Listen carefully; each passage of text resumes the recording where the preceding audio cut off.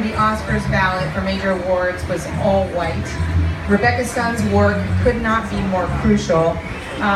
Today, Rebecca, who's a reporter, she's a senior reporter at The Hollywood Reporter, she's going to bring her years of expertise in covering the entertainment industry and in writing about inclusion in the media. So, very important topic, inclusion in the media. So we're absolutely thrilled to have Rebecca with us here today, and I would really appreciate if you all could help me welcoming Rebecca Sun to the stage.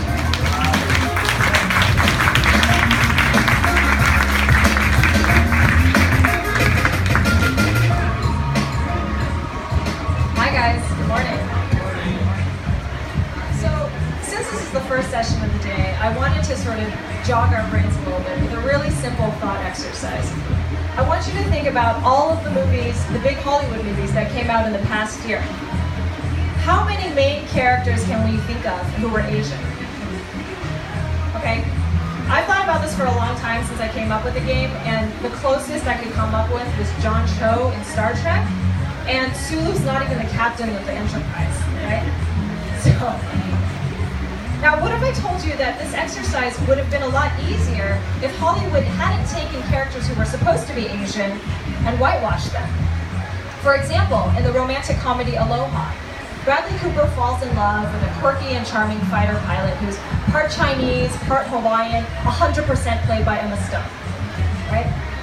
And looking ahead, fans of Japanese anime are finally getting a live-action adaptation of Ghost in the Shell, where their beloved heroine, Major Motobu Katsunagi, will be brought to life by none other than Scarlett Johansson.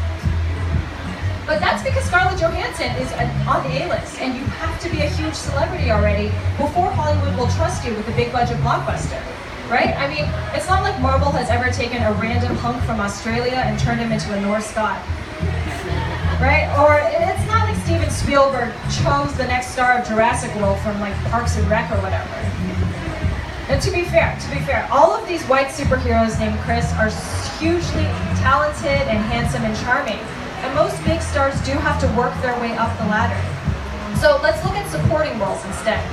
The next Marvel movie, Doctor Strange, features a character named the Ancient One, who in the comic books is this old Tibetan man who's full of secrets. One of which is that he looks exactly like Tilda Swinton. Now true, Tilda Swinton is one of the finest actors of our time, male or female, human or alien. Who would pass up a chance to put her in the movie? But it's not just established actors who are getting cast in these secretly Asian parts. You remember The Martian? So there's this girl in the Mission Control Room. She was the bleached blonde girl who first discovers that Matt Damon is still alive. That character's name is Mindy Park, and that's because the author envisioned her as Korean in his novel. Did anybody buy a ticket to The Martian, not to see Matt Damon, but specifically to see that actress, who's great, besides her parents? Or was the problem that they couldn't find an Asian who seemed believable as a NASA satellite communications engineer? Is that why in the gambling movie 21, Jim Sturgis starred as an MIT student who's based on the life story of a man named Jeffrey Ma? Did the producers say, I don't think a Chinese kid will seem believable as a math genius? The reality is, Asians make up just 5% of characters in Hollywood. That's a real statistic. It's from a recent USC study of more than 400 movies and TV shows. And by characters, I'm talking about anybody with dialogue or even a name, not main characters. And that's why whitewashing, casting a character of color with a white actor, hurts so much. To borrow a metaphor from my friend Mark Bernardin from the LA Times, let's say that all Hollywood characters are like action figures in a toy box. There's 100 of them total, but the Asians are only allowed to play with 5 of them. And they're not even saying like, oh, I want to play with James Bond, I want to play with Captain America, I want to play with that Queen Elizabeth doll. They're saying, you only gave me 5 characters to play with, so please don't take away my Dragon Ball Z action figure, which they did. So, is Hollywood racist? Are writers and directors and studio executives intentionally trying to exclude Asians? Of course not. The reason why it's hard to combat a problem like invisibility is that it's literally a problem that you can't see. All of us, myself included, we're conditioned to accept that the worlds we see on screen are whiter and more male than they are in real life. I was talking to Gina Davis, who has an institute in gender and media, which found that on average, women represent just 30% of characters on screen. And that's including background extras. So I have no idea how fictional characters procreate, given that 70% of the population is male. How are they finding these dates? Gina told me that when she went from studio to studio with her findings, they were all appalled. They had no idea they had been doing this. The statistics made them aware of their unconscious bias so that they could then go back and consciously rewrite characters and cast actors that better reflected that 50-50 gender balance. Because reflecting reality accurately is ultimately all advocates of diversity in entertainment are asking for. So full disclosure, Asians are just like 6.4% of the population nationwide. And that's what, I'm not here complaining, where were all the Asians in The Revenant? But here in New York City, Asians are nearly 12% of the population. And they are not all triad members, ninjas, or blind truck packers, despite what Law and Order and Daredevil would have you believe. And in the state of California, Asians are more than 16% of the population. And I don't know if you've noticed, but a lot of TV shows and movies are set in California. Yet somehow, all of the cameras from 500 Days of Summer, Blue Jasmine, The OC, Silicon Valley, they always manage to just like crop all of the Asians out of the frame. And speaking of Silicon Valley, I mean, come on. There should definitely be more than one character like Dinesh on that show, right? Do you see where I'm going? Like, do I need to go into the medical procedurals?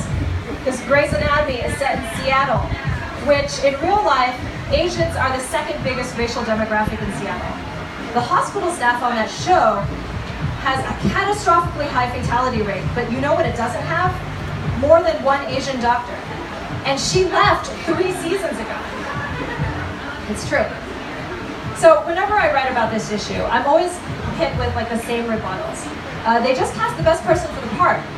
Or there just aren't enough Asian actors to choose from. And also, who cares about race, ultimately? Let's address some of these now. They cast the best actor for the part. So setting aside, what we established about unconscious bias existing and art is subjective, the flip side of that statement is basically saying that Asian actors aren't talented enough to win parts the vast majority of the time. And sometimes they're so untalented and so underqualified that producers were forced to find a non-Asian actor for an Asian role.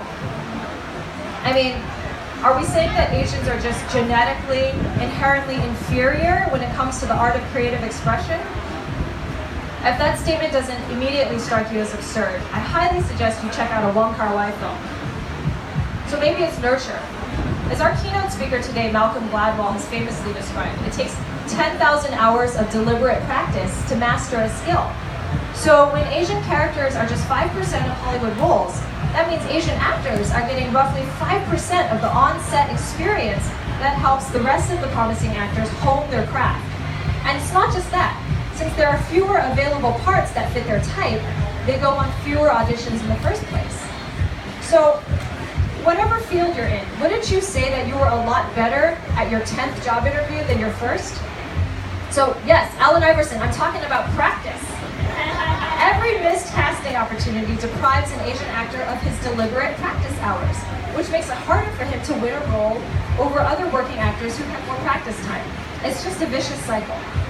Now, as for the argument that there just aren't enough Asian actors out there, that one is actually kind of valid. Aziz Ansari admitted that for Master of None, they had a really hard time casting the part of his Taiwanese best friend, who's based on the show's real-life co-creator, Alan Yang. So I think of it this way. If the Hollywood acting pool is like the Whole Foods produce section, white actors are like apples. There are thousands of them available at every location in stock in like 19 different varieties. So if you're looking for green or red or large or small or tart or sweet or crisp or mealy, like no problem, you got it. But Asian actors are more like lychees. If you don't like any of the few dozen they've got out on the floor, then you're probably just out of luck.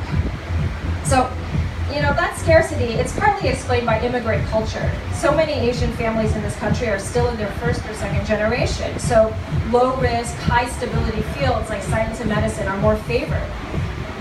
But it's even scarier and harder to imagine that the arts could be an option. because if you haven't seen anyone who looks like you succeeding in that field, right?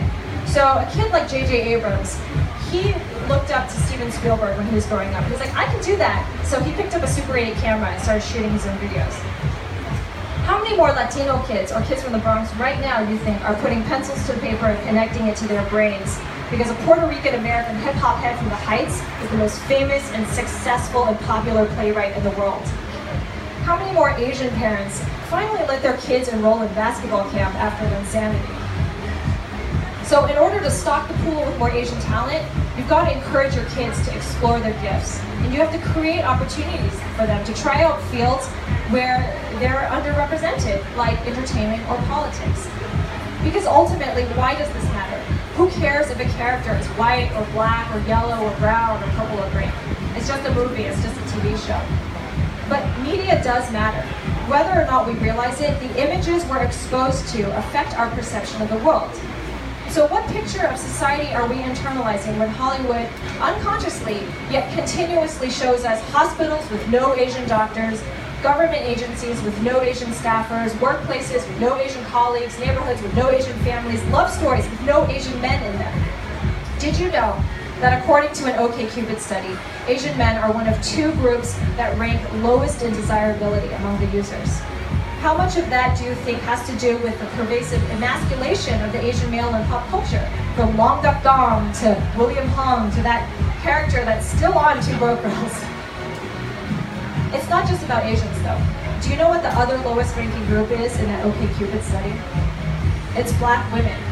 And if you followed Leslie Jones on Twitter last week, when she retweeted every piece of racist and sexist abuse she received just for starring in Ghostbusters, you know we still have a problem when it comes to how we treat and perceive fellow members of our population. That's why media portrayals are so important. So in a few minutes, you'll hear from Judy Smith. She's the crisis management expert who was the real-life inspiration for Olivia Pope on Scandal. So when Shonda Rhimes cast Kerry Washington in that role instead of race-bending it, she wasn't just giving one deserving actress a great job. She was also giving mainstream culture, our culture, a portrait of a brilliant and sexy and complicated and full-faceted black women. So media does have real-world ramifications.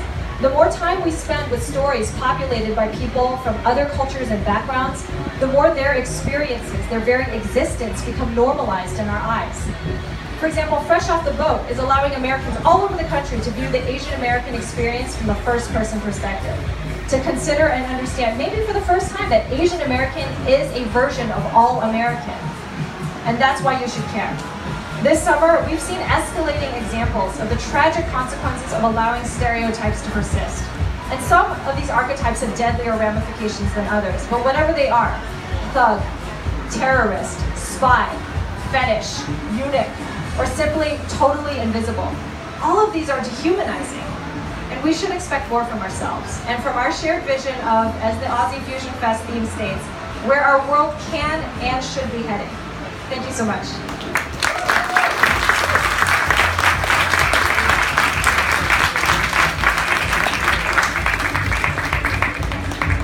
That was awesome. Thank you so much, Rebecca. First of all, I'm Puerto Rican, so I'm very happy that she made a reference to Lin-Manuel. I'm very proud of him. And also think that Puerto Rican women aren't represented enough. I mean, I love Do the Right Thing, but Rosie Perez is not the only type of Puerto Rican woman out there. God bless her. So, Rebecca, thank you very much. Our next guest today, as she's mentioned before, is the real-life inspiration for Scandal, Olivia Pope's Scandal. How many of you watched Scandal out there? Yeah, so she is an amazing lady. She's